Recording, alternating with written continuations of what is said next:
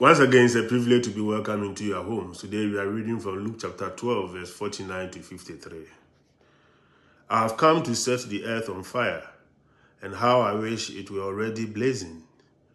There is a baptism with which I must be baptized, and how great is my anguish until it is accomplished.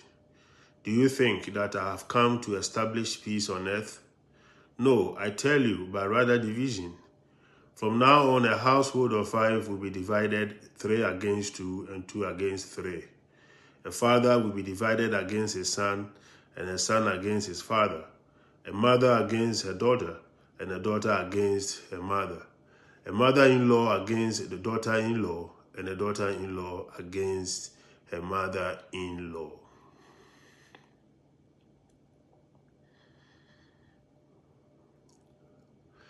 Jesus speaks in the language of metaphor. He uses 2 different metaphors or images. He firstly declares that he has come to bring fire to the earth. Earlier in Luke's Gospel, John the Baptist had announced that Jesus will baptize with the Holy Spirit and fire.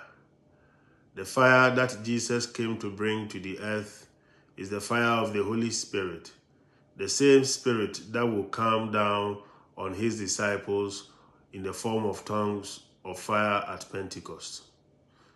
The language of fire for the Spirit suggests that the Spirit has a twofold role in our lives.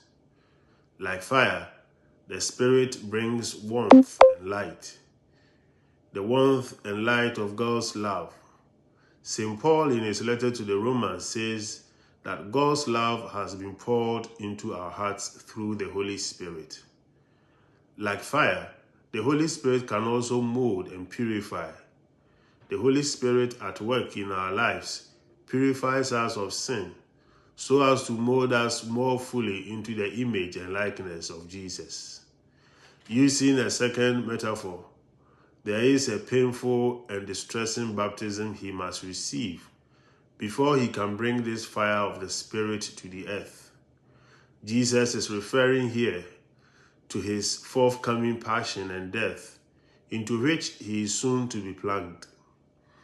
The love that God pours into our hearts through the Spirit is the self-emptying love revealed by Jesus on the cross. It is the love of the servant who is prepared to die so that others may have life. Dear friends, the Holy Spirit at work in our lives will always inspire us and empower us to love in the same self-giving and self-emptying way that Jesus loved. Shalom. Peace.